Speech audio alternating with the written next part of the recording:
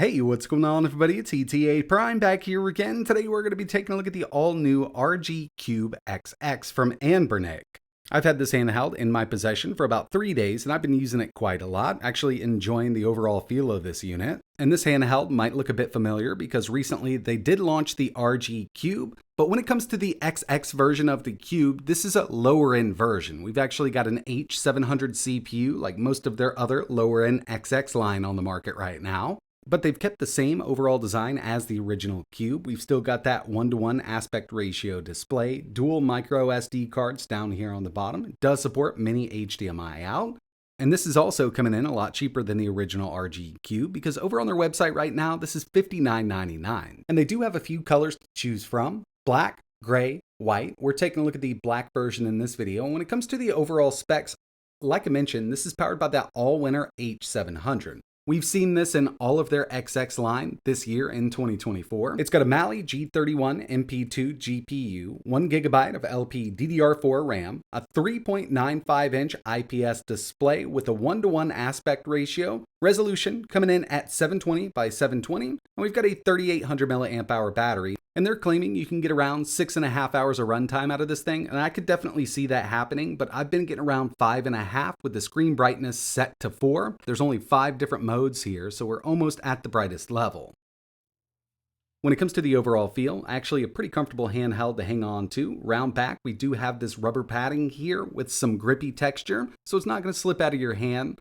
Non-linear triggers, but most of the stuff we're going to play here won't even utilize that. And getting into the software here, I do like the feel of this D-pad. It's something we will have to test out. But yeah, having that screen take up the whole midsection here is actually pretty nice. And with the original RG Cube, I did like the overall design. The RGB here does look good. We can adjust the brightness. There's a bunch of different modes that we can set up with this. It's going to be hard for them to beat their last D-pad, but if you're into these what I consider dish style, this does feel pretty good right out of the box. Moving down just a bit more in the software, again, we can fully control that RGB, bunch of different modes. We can set this up to rapidly flash different colors. We can also slow it down. We can adjust the brightness, but personally, I do like the rainbow mode. And I've got the brightness all the way up on these RGB sticks here. You can really take it down if you don't like that brightness, and you can totally disable it at night. But this is the rainbow marquee mode that I was talking about, one that I prefer just keeping on with it. Down the list here, basically same software that we have on all of their other XX devices. And when it comes to performance, I mean, we've got a really good idea of what this thing's going to do. We've seen the H700 all-winner CPU and a bunch of their other devices. This isn't going to run any faster than the other ones on the market.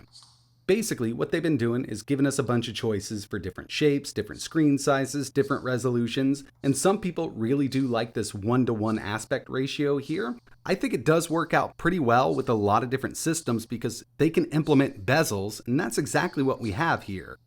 From the retro art section, we've got all the basics: PSP, DS, N64, Dreamcast. We've got some MAME, Neo Geo. We can go with FBA 1, 2, and 3. Original Game Boy, Game Boy Advance, Super Nintendo, NES. All of the basics there, and that H700 is going to handle most of this stuff up until PSP. So there are a lot of games that are going to be fully playable there with PSP, but I wouldn't pick this up specifically for PSP emulation. First thing I wanted to take a look at was some Game Boy emulation, and of course with the H700 it's not going to be a problem to emulate these games, but I wanted to see how it looked on this display, and with those bezels I do think it looks really good. Now that pea green color is something I personally like for Game Boy, and I actually didn't have to change anything. It was like this out of the box, but if you want to disable it, you definitely can. You can go black and white, you could go orange with it. Tons of different settings that we can use here. And by the way, with the RG Cube XX, we do have dual speakers, so they're downward firing speakers, but they sound pretty decent.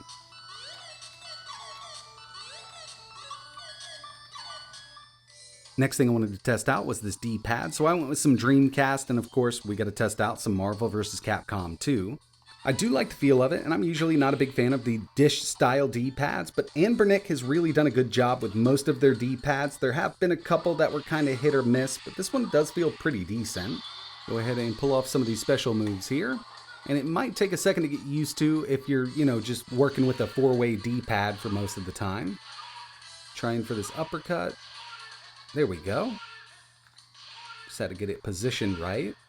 But yeah, this is something I could definitely use for fighting games. Personally, I do prefer just a 4-way D-pad when it comes down to it, playing Street Fighter games. Even with Mortal Kombat style games, that's what I'm used to. But this is definitely usable. One of my favorite things to play on these XX devices is Game Boy Advance because these screens do look really good. I mean, it's an IPS, it's fully laminated, and with that bezel at the bottom, I mean, we're getting that correct aspect ratio even though the screen itself is a 1:1. And that's because it's scaled properly on this 1:1 display, and they can use those bezels to kind of hide those black borders.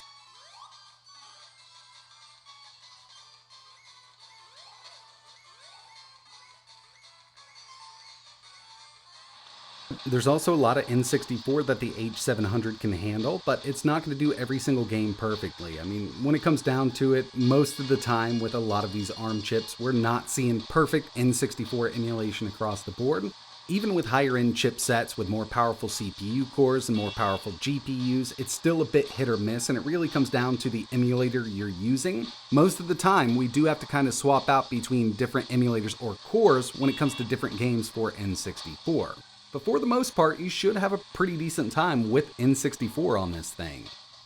So like I mentioned, I've had this in my possession for about 3 days. I'm seeing around 5.5 hours of runtime at a fully charged battery with the brightness on the screen set to the 4th position. So we got 5 different brightness levels here from software. Now on their website, they state that it'll do 6.5 hours, and at the lowest brightness, yeah, I could definitely see something like that being true. But between GBA, Dreamcast, FBA, and some MAME is most of the stuff that I've been emulating on this. 5.5 hours, and it's really not that bad when it comes down to it. I've seen some people online just complaining about the overall look of their Cube series, and to tell you the truth, when I first saw it, I did not like it. I didn't think it was going to fit in the hand right. But after getting the original RG Cube and now the RG Cube XX, I really do like the overall design, and the fact that we've got that 720 by 720 1:1 aspect ratio screen right there in the middle allows us to kind of scale most of the stuff that we're going to be playing on this perfectly with bezels. But there is one major issue that a lot of people keep bringing up with their XX line, and that's the fact that we've got so many of them with that same CPU. Across the board, they're going to be able to emulate the same thing. We're not working with a more powerful CPU here.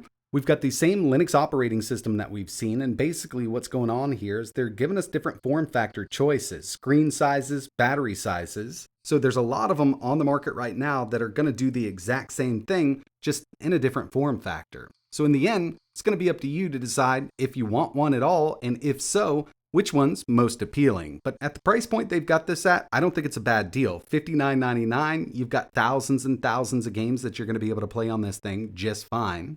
And if you do like the Cube form factor, you know what you're getting into here, then I don't think you're going to be disappointed with this device at all.